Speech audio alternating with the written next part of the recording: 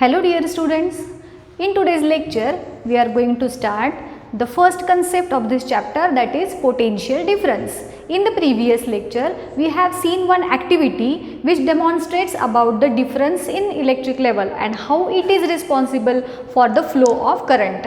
Suppose students, I am having one conductor म्हणजे काय सांगितले लास्ट टाइम की एखादी मेटल ज्याच्या थ्रू करंट हा फ्लो होतो. Suppose this is one conductor, एखादी मेटल वायर, रॉड कन्सिडर करा. नाव स्टुडंट्स, जर आपण ह्या कंडक्टरला जर नुसता असा हातात धरला तर याच्या थ्रू करंट फ्लो होणार का?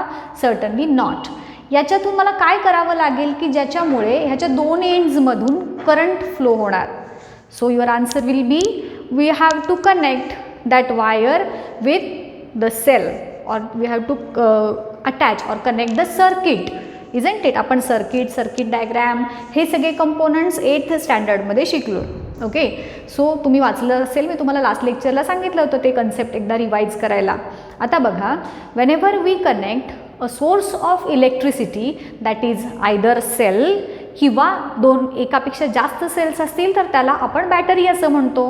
सो जेव्हा एखादा सेल किंवा बॅटरी आपण एखाद्या कंडक्टरच्या दोन एंड्समध्ये कनेक्ट करतो, that time potential difference is produced between these two ends and then only the current will start flowing. बघा, हे जर डायग्रामॅटिकली मला दाखवायचं झालं तर suppose this is that conductor. नुसता ह्याच्या थ्रू आपल्याला करंट फ्लो होणार नाही, बट जेव्हा याच्या दोन एंड्समध्ये मी आयदर एक सेल और बॅटरी कनेक्ट करेन, then what will happen? Due to this, the potential difference is produced between these two ends and then the current will start flowing. This will be the positive terminal of the cell, this is the negative terminal of the cell, and then the current will start flowing from this positive end to negative end. बरोबर students? So जेव्हा केव्हा आपण एखाद्या टर्मिनलच्या एखाद्या कंडक्टरच्या दोन टर्मिनल्समध्ये पोटेन्शियल डिफरन्स इंड्यूस करतो तेव्हा आणि तेव्हाच त्याच्या थ्रू करंट हा प्रोड्यूस होऊ शकतो. आलं लक्षात? सो आता बघा, हां, पोटेन्शियल डिफरन्स म्हणजे साध्या लँग्वेजमध्ये, एकदम इझी लँग्वेजमध्ये सांगायचं असेल तर मी काय सांगणार? It is nothing but the difference in electric level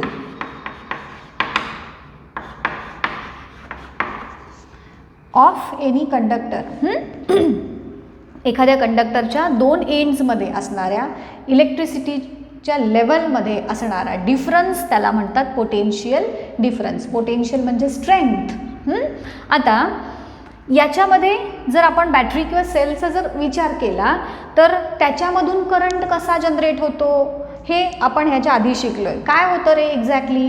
जेव्हा आपण एखादा सेल जोडतो या सगळ्या सर्किटमध्ये, तर तेव्हा त्या सेलमध्ये होणाऱ्या केमिकल रिॲक्शन्समुळे त्याच्यातून करंट जो आहे तो जनरेट होतो आणि then it starts flowing through the conductor. ठीक आहे?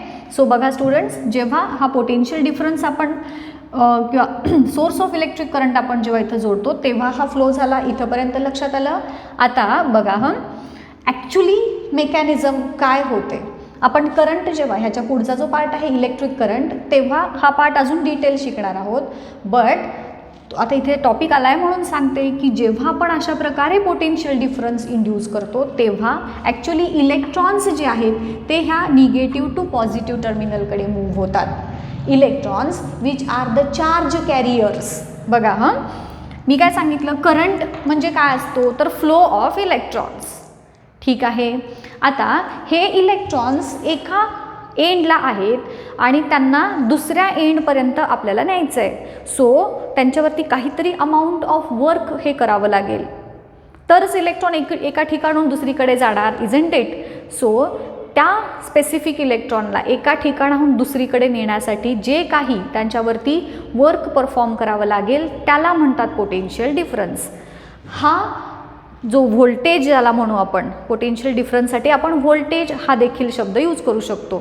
सो इथे हे जोडलेले जे सेल आहेत की नाही, सेल किंवा बॅटरी, हे पोटेन्शियल डिफरन्स म्हणजेच ते वर्क करायचं काम करतात. And unless and until that work is performed no current will flow through the conductor.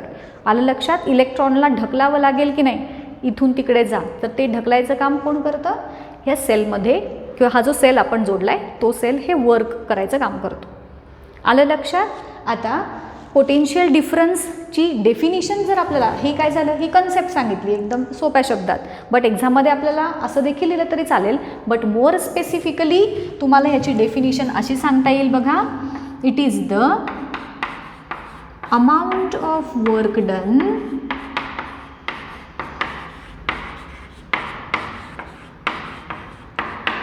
in moving a unit positive charge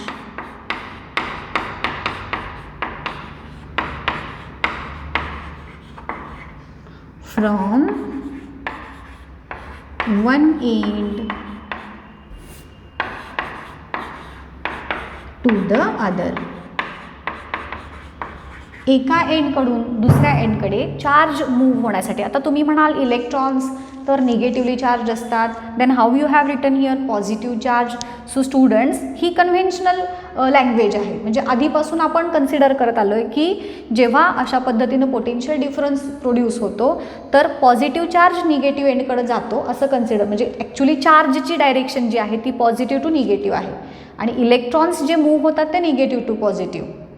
ते आपण पुढे डिटेल बघणारच आहोत. आत्ता फक्त एवढं लक्षात ठेवा की ही पोटेन्शियल डिफरन्सची डेफिनिशन आपल्याला सांगायची आहे. आलं लक्षात? ही पोटेन्शियल डिफरन्सची डेफिनिशन. आता याचा यूज करून आपल्याला याचा फॉर्म्युला तयार करायचा आहे. मी तुम्हाला शिकवलं आहे फॉर्म्युला असताना डेफिनिशन कशी तयार करायची, डेफिनिशन दिलं असेल तर फॉर्म्युला कसा तयार करायचा. आता इथे आपल्याला दोन वर्ड्स महत्त्वाचे आहेत. काय आहे? वर्क आणि charge. So I will write the formula as potential difference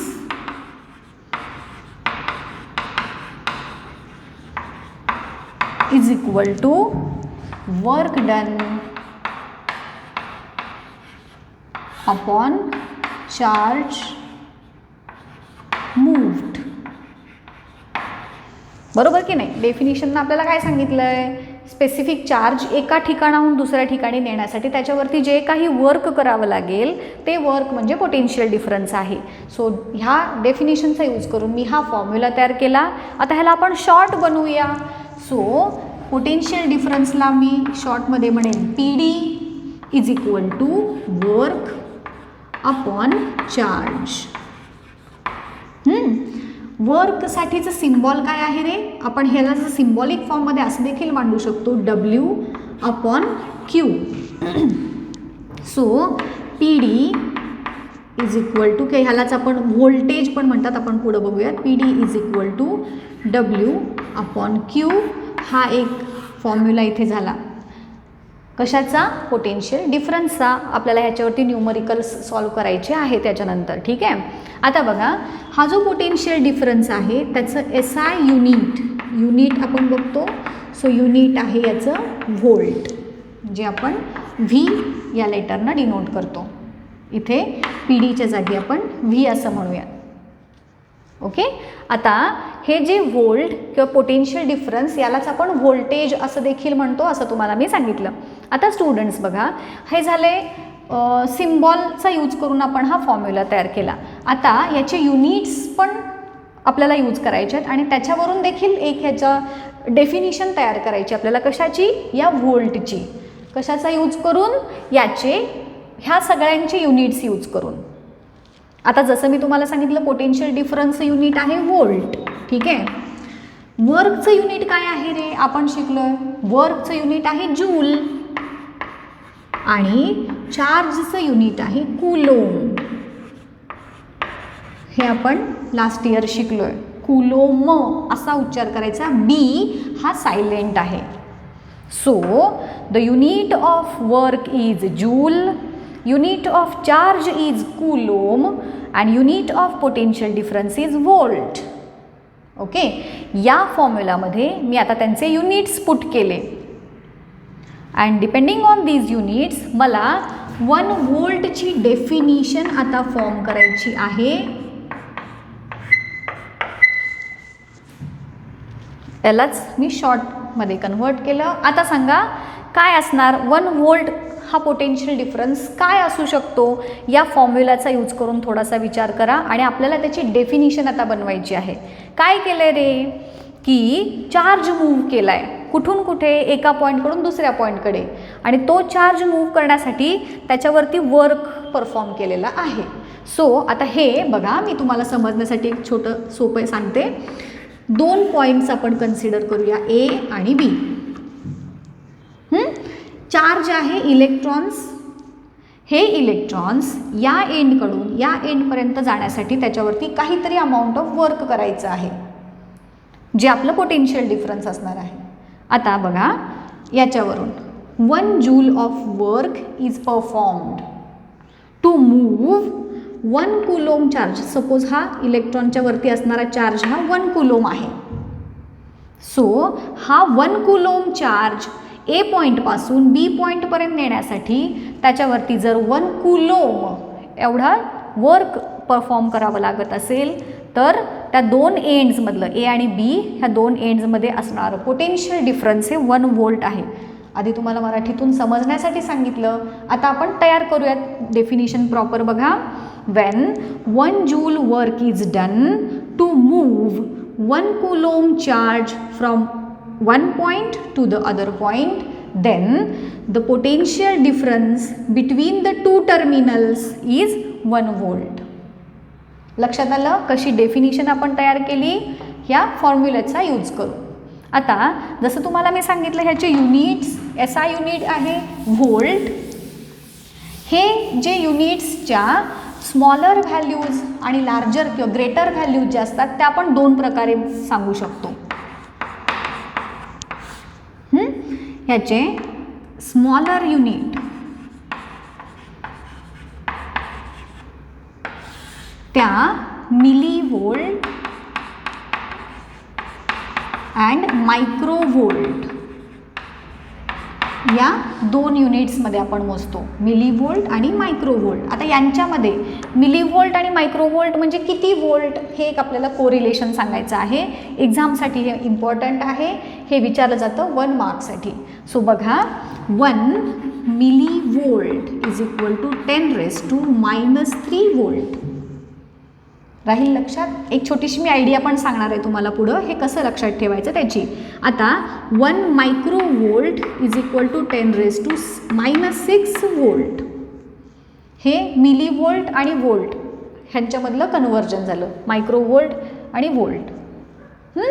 milli volt म्हणजे 10⁻³ व्होल्ट, मायक्रो व्होल्ट म्हणजे 10⁻⁻6 व्होल्ट. आता याचे जे ग्रेटर व्हॅल्यूज आहेत, पोटेन्शियल डिफरन्सच्या ग्रेटर व्हॅल्यूज ज्या आहेत त्या mega volt and kilo volt मध्ये मोजल्या जातात. आता त्याच्यामध्ये देखील कन्व्हर्जन आहे. मेगा व्होल्ट म्हणजे किती व्होल्ट आणि किलो व्होल्ट म्हणजे किती व्होल्ट. आता बघा here 1 kilovolt is equal to 10⁻³ volt and 1 megavolt is equal to 10⁻6 volts. काहीतरी सिमिलॅरिटी सापडली का रे तुम्हाला इथे. बघा मिली व्होल्ट म्हणजे 10⁻³ व्होल्ट आहे, वेअर ॲज किलो व्होल्ट म्हणजे 10⁻³ व्होल्ट आहे, मायनस इथे प्लस.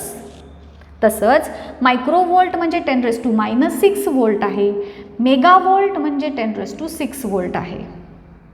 मिली आणि किलो ह्याच्यामध्ये प्लस मायनस साईनचा डिफरन्स आहे आणि मायक्रो आणि मेगा यांच्यामध्ये पण त्याच पद्धतीने डिफरन्स आहे, असं लक्षात ठेवा. हे एक्झामसाठी युनिट्स तुम्हाला खूप महत्त्वाचे आहेत. सो बघा स्टुडंट्स, आजच्या लेक्चरमध्ये आपण काय काय बघितलं. पोटेन्शियल डिफरन्स तो कसा प्रोड्यूस होतो. पोटेन्शियल डिफरन्स जर नसेल तर कोणत्याही कंडक्टरमधून करंट फ्लो होणार नाही. सपोज मी 2 सेल ह्या पद्धतीनं जर जोडले तर सर्किटमधून करंट फ्लो होणार नाही, कारण दोन्ही पॉझिटिव्ह एंड्स किंवा दोन्ही निगेटिव्ह एंड्स जर कनेक्ट झाले एकमेकांना तर करंट हा फ्लो होत नाही. करंट फ्लो होण्यासाठी कंपल्सरी एक पॉझिटिव्ह एंड आणि दुसरं निगेटिव्ह एंड एकमेकांना जर कनेक्ट केलेले असतील या पद्धतीने तरच तुमच्या सर्किटमधून करंट हा फ्लो होणार आहे. दोन्ही पोटेन्शियल जर पॉझिटिव्ह एंड तुम्ही एकत्र जोडले, पोटेन्शियल सेम आले, current will not flow. Negative terminal एकत्र जोडले तरी देखील पोटेन्शियल सेम आले, करंट विल नॉट फ्लो. येतंय लक्षात? So potential difference is very much essential in order to continue or to flow the current in the circuit. आता current कसा flow होतो, पोटेन्शियल डिफरन्स तर कळाला आपल्याला. करंट कसा फ्लो होतो, त्याच्या मागची मेकॅनिझम काय आहे ते आपण ह्याच्या नेक्स्ट लेक्चरमध्ये बघूया.